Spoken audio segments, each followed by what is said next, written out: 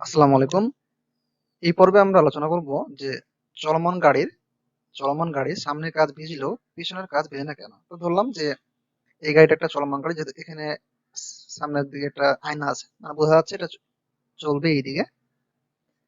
এটা হচ্ছে ফ্রন্ট কাজ, মানে সামনের কাজ, এই কাজটা।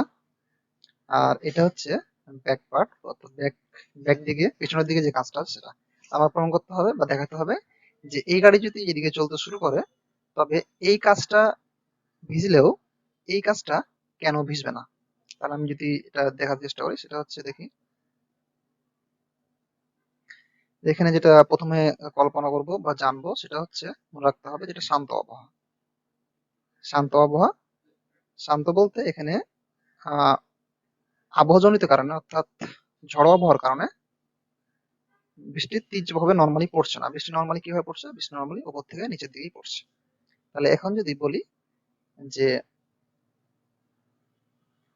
এখানে যে গাড়িটা আছে সেই গাড়ির বেগ 0, অর্থাৎ গাড়ি স্থির ভাবে আছে, তাহলে বৃষ্টি কিন্তু উপর থেকে নিচের দিকে পড়বে।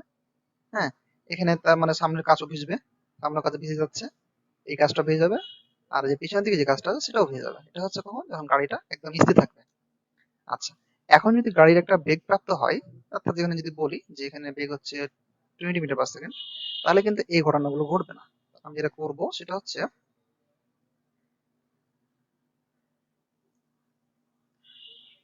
যেহেতু গাড়ি এদিকে চলছে, তার মানে গাড়ির এদিকে বেগ একটা পেলাম 20 মিটার পার সেকেন্ড।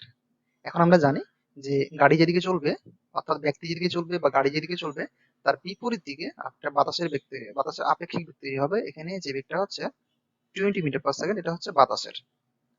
আর এটা হচ্ছে গাড়ির বেগ। অবশ্যই গাড়ি যেতে দিকে যাচ্ছে, এটা হচ্ছে গাড়ি। তাহলে কি হলো? গাড়ি এদিকে চললে গাড়ির ঠিক অপোজিট দিকে একই মানের একটা বাতাসের বেগ তৈরি হবে।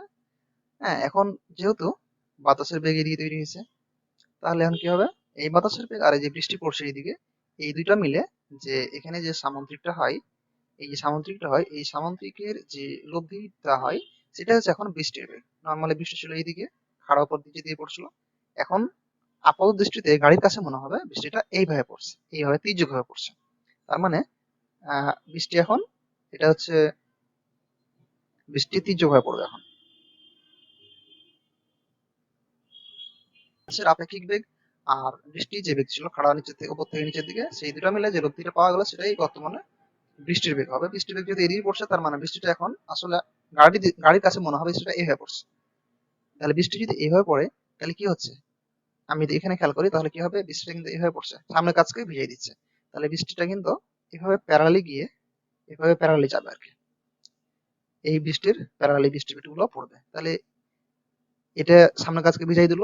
দেখা গেল কি পেছনে যে কাজটা, সেই কাজটা ভিজছে না। কেন? কারণ পেছনের কাজের প্যারালালি বৃষ্টির চলে যাচ্ছে। এই জন্য হচ্ছে আহ, চলমান গাড়ির সামনের কাজটা ভিজলেও পিছনের কাজকে বৃষ্টি ভিজতেই দিচ্ছে না, বা বৃষ্টির দ্বারা পেছনের কাজ ভিজে যাচ্ছে না। তাহলে এর পরবর্তী লেকচারে আমরা যেটা দেখবো সেটা হচ্ছে ভেক্টর বিভাজন।